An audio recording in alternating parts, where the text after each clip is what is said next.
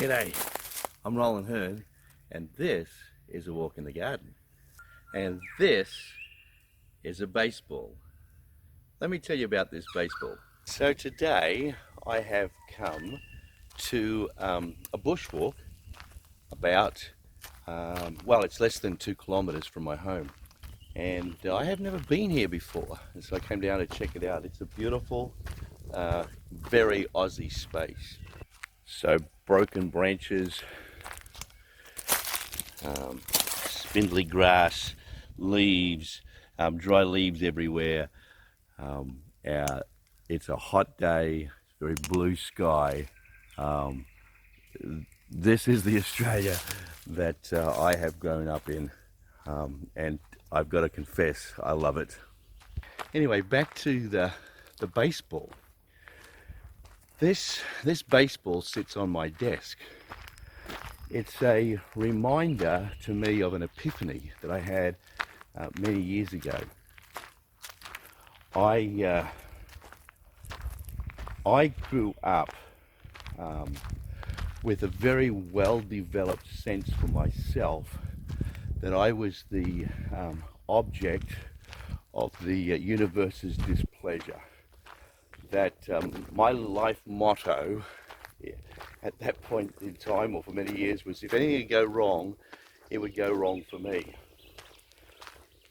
I know I'm not the only one that has that perspective, but it was very real for me. And so I struggled with control issues. I felt very strongly that I had to be in control of my situation and circumstances, because if I wasn't, then they would almost certainly go wrong, and I would be disadvantaged by that process. And I thought I had plenty of evidence to back that up. Now, if I was asked rationally or cognitively to explain my way through that, I don't think I could. But it was definitely this deep sense, and I could articulate it, but I could never explain it rationally, because it was opposed to everything that I believed to be true. But it was just the way I felt about my life. So one day I was in America and attending a baseball game, and I was at this baseball game with a friend watching the game, and baseball was hit, and it came directly towards our section of the arena. It went over my head probably about 10, 15 feet, 4 to 5 meters above me, and cannoned into the viewing area above me. It then shot back over my head, and as it was going over my head, still out of reach, this sense that this was my ball came over me. Can't explain that at all. I don't even know if that's actually what happened, but that's my memory of the event, and memory does have ways of distorting things. But it hit the back of a seat about 4 rows in front of me, and then shot back directly at me like a gunshot. And I stuck my hand in front of my face like that and just wrapped my hand around it and caught it. On the way home from that event, it occurred to me that something very random and something quite fun had just happened to me by pure chance. There was no control in that at all. It was total chance. And I started thinking about that, and it all of a sudden occurred to me that that random fun event was in fact direct opposition to this sense of life that I had. I then began to think it through and recognized and identified that it's not true, that the things that have gone wrong in my life are any more prevalent than the things that have gone right in my life.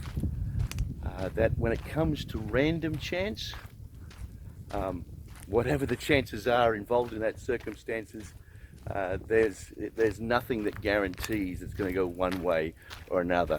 So I may as well just be as happy with the good stuff in my life as discouraged by the negative things in my life. And so I chose on that day to accept that when it comes to random chance, there's nothing determining what's going to happen in my life. But it leads to a question. Why is it true that the presumption that I made and the presumption that most of us make about life is a negative one?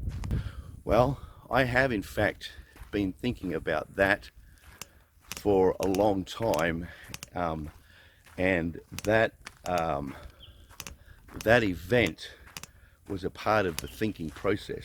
The truth is, as I see it, that we all deal with something that it is absolutely imperative for us to know, understand, and work through if we are ever going to have a positive walk in the garden. The struggle we deal with is the struggle with shame. And I've of course mentioned that before in this series, but I want to take a few weeks to unpack exactly what shame is and piece by piece show ways that we can identify shame at work in our life and solutions to respond to it that will make the walk in the garden a very positive thing. I know people that say that I don't deal with shame. Their comment would be, I don't deal with shame. Well, let me start this by saying, when I'm talking about shame, I am not saying that you or me have anything, you or I have anything to be ashamed of. The shame that I'm speaking about is different from the idea that I am ashamed of something. Shame has actually been a point of academic research for numbers of years now. It's identifiable that shame research goes back probably to a man by the name of Hans Kohut in the 1950s. Shame had been considered in contexts apart from that, because shame is something that is clearly identifiable. But Kohut actually made it a point of research. He was a psychoanalyst, which meant he was in the school of thought that was commenced by Sigmund Freud. Sigmund Freud built his theories around the idea of guilt. But Kohut said there's something that drives us even more than guilt, and it is shame. He identified in his theory that people self-identify around two forces or constructs.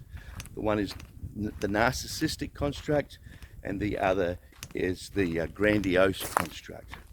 Both of those things, in his terminology, are positive things that have the potential of going wrong. So the narcissistic concept is a concept that is focused on who I am and the needs that I currently have. The grandiose concept is one that's who I will become. And I look for models, and those models help me to understand who I will become. I have a lot to say about love and parental love, and specifically maternal love in the development of the sense of identity. But he clearly connected shame with the breakdown in the development of one or both of those areas, and that shame is directly connected to identity.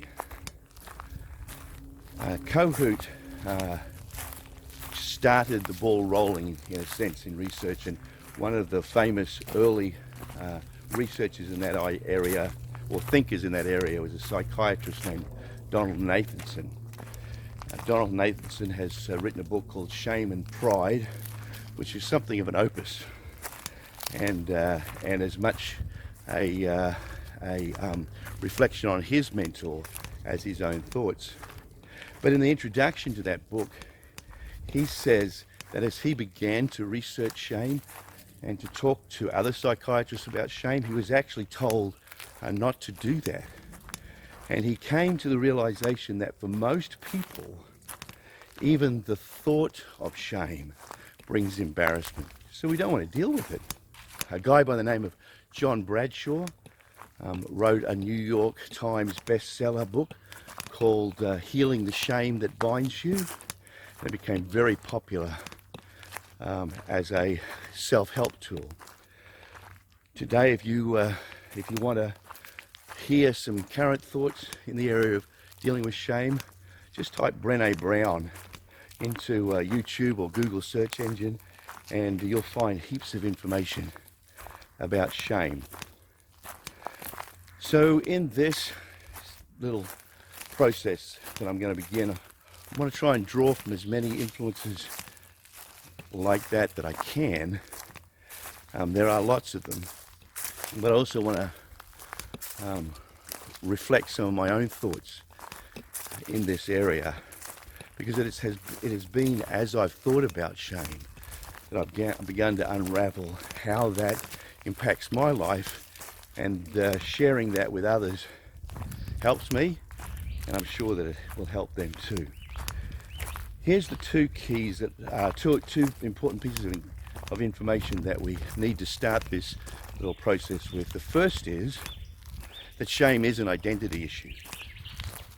You will remember, or you may remember, one of the very early videos that I did mentioned that our struggle with worthlessness is a struggle with shame.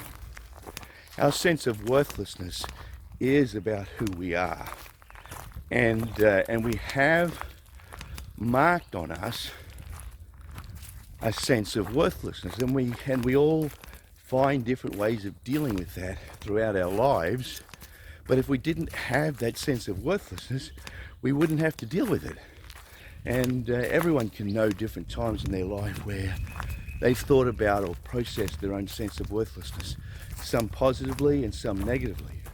Those that fall prey to the sense of negative worthlessness or shame can often have it impact every part of their life and relationships. And so it does have this capacity to become what psychologists call toxic shame. The other thing that I want to say, as a result of recognizing that shame is an identity issue, is this. Most of us put the feelings that we have around that sense of worthlessness and shame in the category of guilt. So if we're feeling bad about ourselves, we will often talk about, I feel guilty for something. Guilt and shame are two very different but very closely related phenomena or emotions.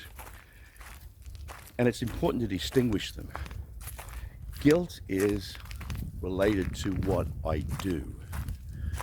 Shame is related to who I am. So there's that identity issue. But the answer to guilt is to find forgiveness. When I'm feeling guilty for something, I say, I'm sorry. And someone says, I forgive you. And we resolve the issue. But the struggle with worthlessness, the struggle with shame, isn't dealt with that way. In order for us to be able to deal with our shame, we have to allow love to change us at the very depth of our identity. We need to be healed, not just forgiven.